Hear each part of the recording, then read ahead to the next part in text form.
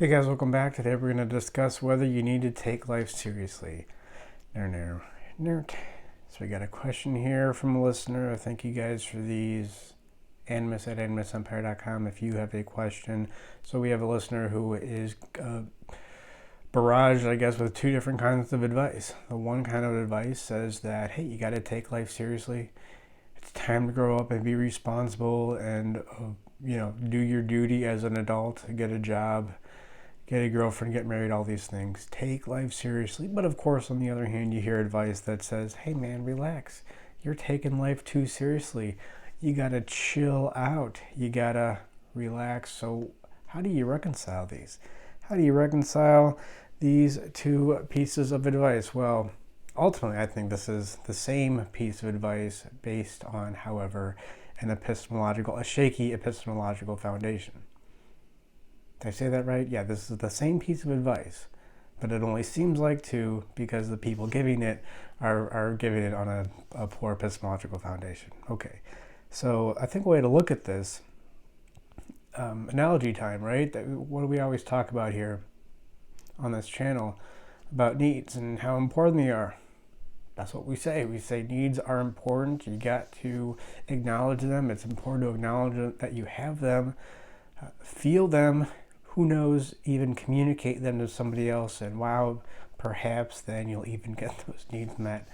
And it's really important for psychological health. I think that's one of the foundations of psychological health. Needs are important. But then people say, well, what if I have a need to hurt somebody? Well, is that need important?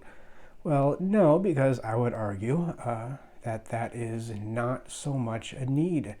That is an unhealthy need. That is not a need you have because you have it, right? You don't want to hurt somebody because you want to hurt them. You want to hurt them, or you have an unhealthy need for the sake of covering up insecurities, for the sake of compensating for insecurities. So a healthy need, right, is you want something because you want it,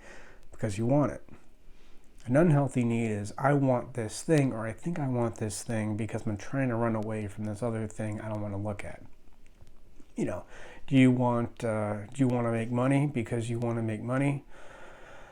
Because, hey, making a lot of money is fun. Or do you want to make money because, well, then the guys who didn't respect you in high school, then the girls who didn't respect you in high school, then they'll have to respect you.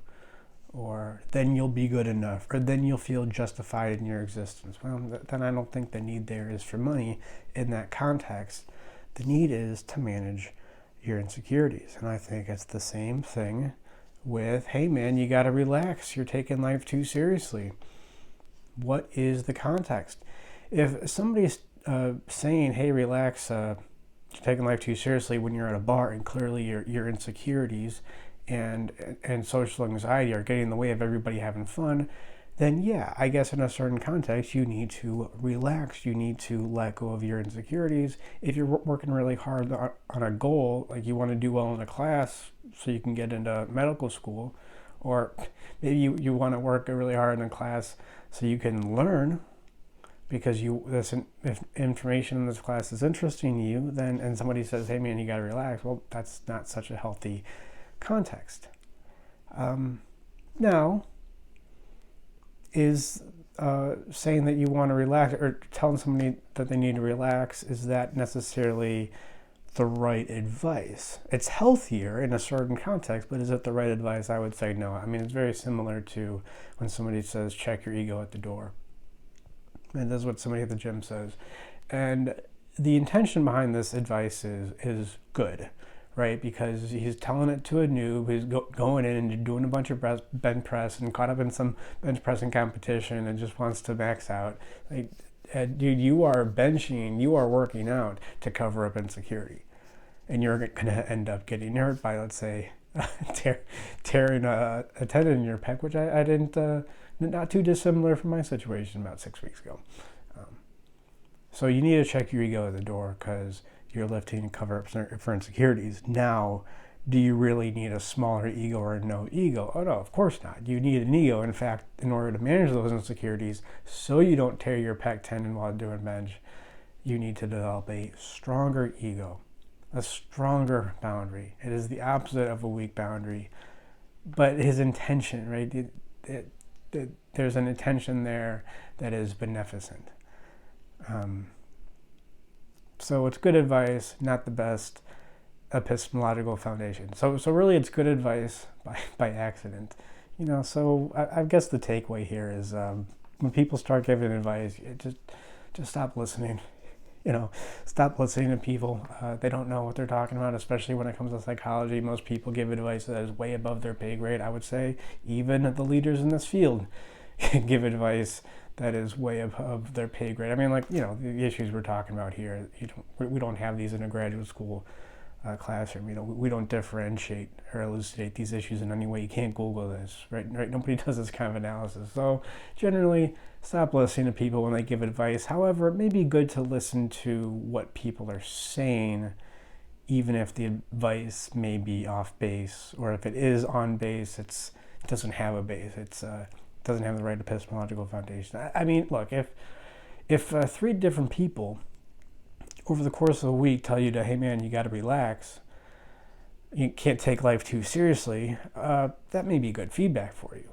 I wouldn't dismiss that. Does that mean you need to take life less seriously? No, it means you need to get more serious about life so you can manage your insecurities. You can manage your insecurities in a way most people won't even consider. It's not even on their radar. So you manage those insecurities so you can, of course, go on to have a life that you want. Which, by the way, this is ultimately